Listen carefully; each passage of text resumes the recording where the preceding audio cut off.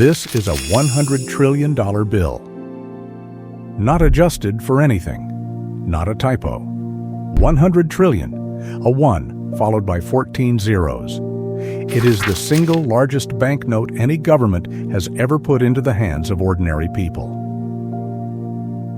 And on the morning it was printed, January 2009, it could not buy a bus ticket across town. If you saw our last film, you'll recognize the feeling.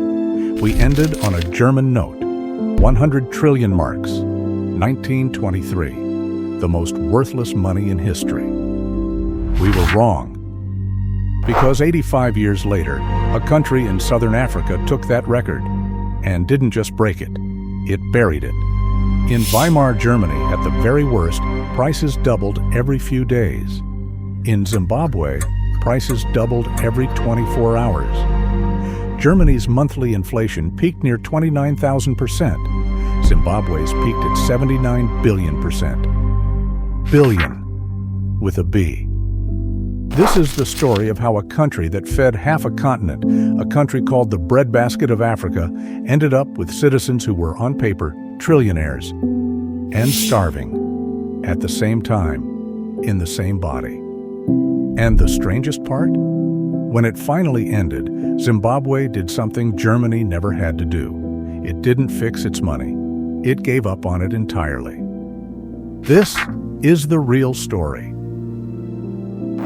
Chapter 1. The Breadbasket, 1980. Zimbabwe wins independence from Britain. The new flag goes up. A liberation hero named Robert Mugabe becomes the leader of one of the richest, most promising economies in Africa. And it really was rich. Zimbabwe grew so much food, it didn't just feed itself. It fed its neighbors. Maize, tobacco, wheat. People called it the breadbasket of Africa. At independence, one Zimbabwe dollar was worth more than one US dollar. Let that sink in. In 1980, the Zimbabwe dollar was stronger than the American dollar, but underneath the prosperity was a wound from the colonial era. About 4,200 white farmers, less than 1% of the population, owned roughly 70% of the best farmland. 12 million black Zimbabweans were left to share the rest. Mugabe came to power promising to fix this, to give the land back, and for 20 years, he mostly didn't. Some land got redistributed, but quietly, slowly, and a lot of it went to his own loyalists. The injustice stayed.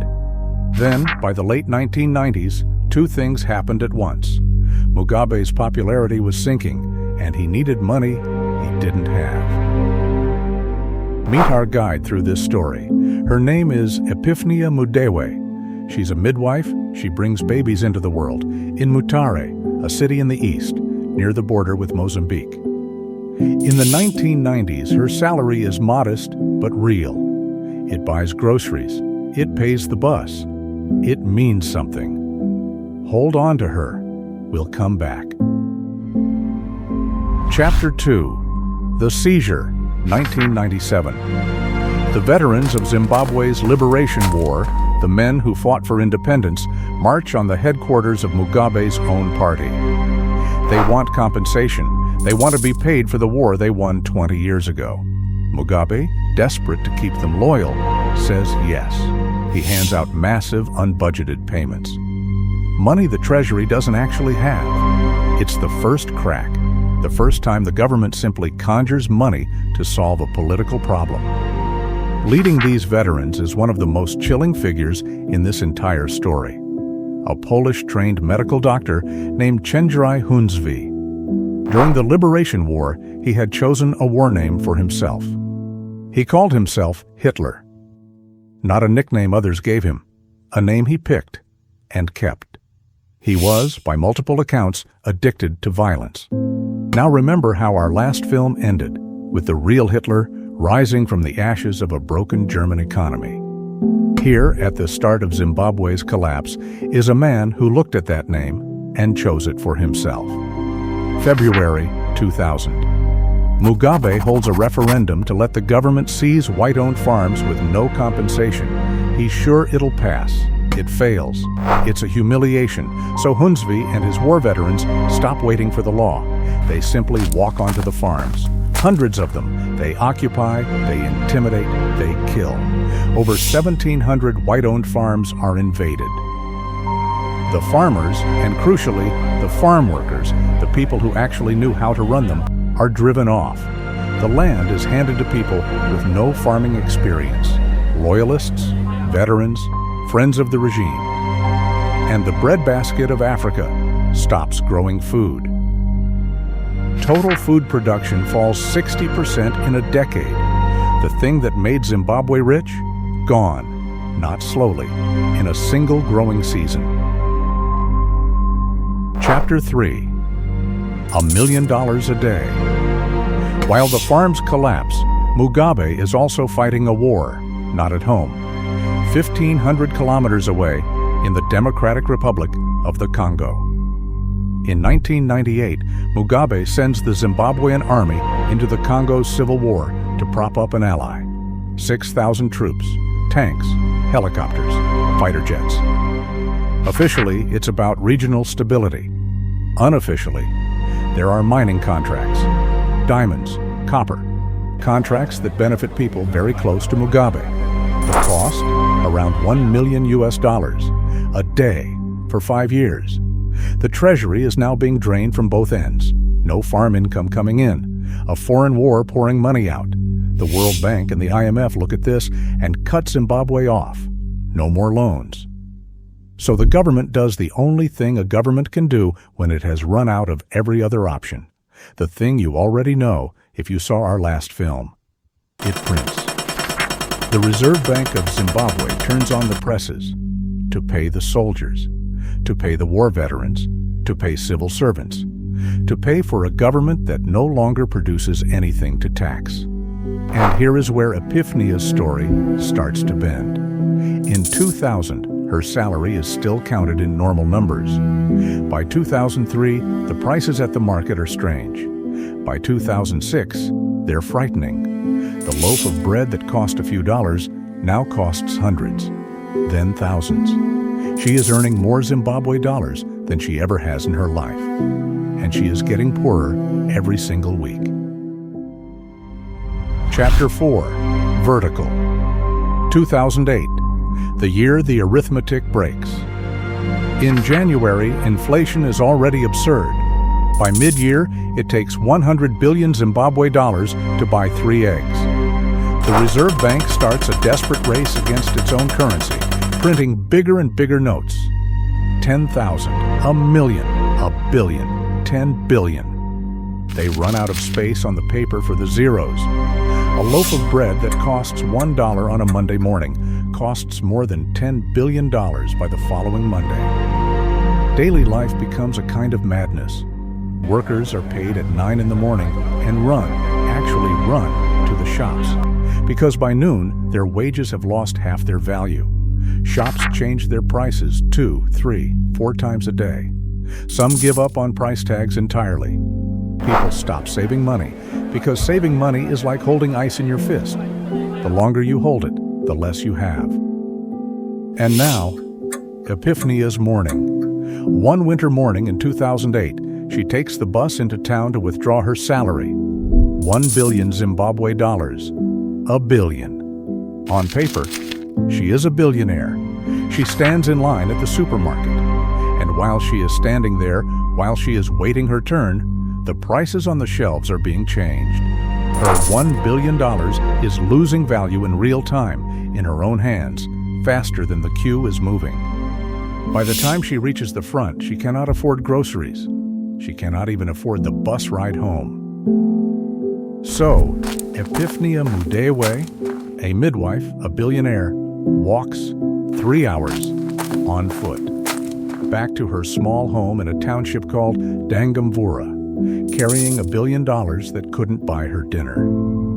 November 14th, 2008. Inflation hits its peak, 79 billion% per month, prices doubling every 24 hours. And in January 2009, the Reserve Bank prints the note that becomes world famous, the one we started with. $100 trillion. On its first day, it's worth about $30 US. Within weeks, it won't cover a bus fare. A whole nation of trillionaires who can't buy bread.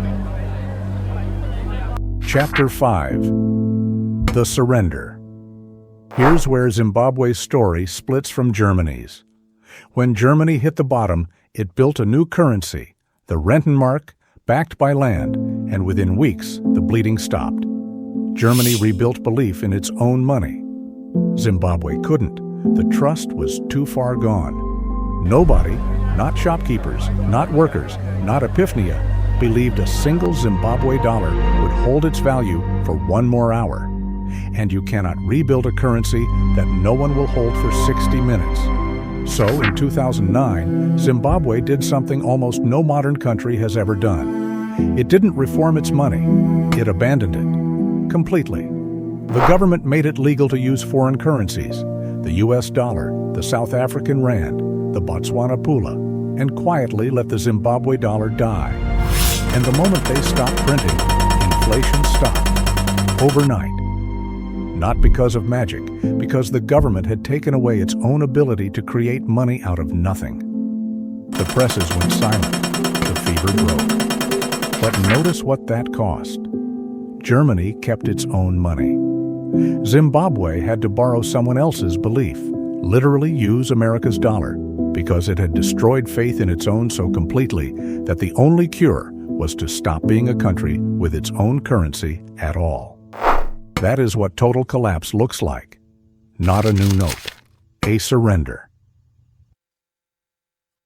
Chapter 6. The Bill.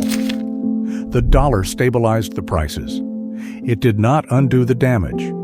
Everyone who had saved in Zimbabwe dollars, every pension, every bank account, every insurance policy, every careful, responsible decision to put money away for the future, was erased, not reduced. Erased? The savings of an entire nation converted to nothing. Teachers, nurses, pensioners, midwives, anyone who had done the responsible thing and trusted the money was wiped out, while the politically connected who held land and foreign currency and hard assets walked away fine. By 2008, 8 in 10 Zimbabweans had no formal job. Per capita income had fallen from $1,600 a year to $600. The economy had shrunk back to where it had been in 1952. A cholera epidemic swept the country because the state had no money left to keep the water clean. And the people did the last thing desperate people do. They left. Millions of them, doctors, teachers, engineers, walked across the borders looking for any currency that still meant something. Epiphnia stayed. She survived it. And years later, when a journalist asks her about it, she doesn't describe numbers. She describes the feeling of standing in a line, holding $1 billion, watching it turn to nothing in her hands. Because that's the real lesson, the same one from Germany, written even larger here. Money was never the paper. Money was never the number, however many zeros it had. Money is belief. And when a government destroys that belief completely, it doesn't just take your savings. It takes the very idea that tomorrow can be planned for at all. One last thing. Before you click away thinking, again, well, at least that's over. It isn't. Not over. Zimbabwe abandoned its dollar in 2009. For a few years, using American dollars, things were calm. Then, in 2019, the government tried to bring back a national currency. And inflation came roaring back. They tried again. It failed again. For 15 years, Zimbabwe could not make its own money work, because once you have broken trust this badly, it does not come back when you ask. Then, in April 2024, they tried one more time. A new currency called the ZiG, Zimbabwe Gold. And this time, they did something that should sound very familiar. They backed it with something real, not promises. Gold, sitting in a vault. It is almost exactly the Rentenmark, 101 years later, on a different continent. And Is it working? Slowly. For the first time since 1997, inflation is down to single digits. The fever again seems to be breaking. But here is the number that tells the truth. Even now, even with the gold, even with the stability, only about 40% of everyday transactions in Zimbabwe use the new currency. The other 60%? People still reach for the US dollar. Because they remember. They remember Epiphnia's walk home. And belief, once you've burned it, comes back 1 nervous percent at a time. Germany rebuilt its trust in 6 weeks. Zimbabwe has been trying for 15 years and is still only 40% of the way back. That's the part no one tells you about destroying a currency. Stopping it is fast. The printing can end in a single afternoon. Earning back the belief can take a generation.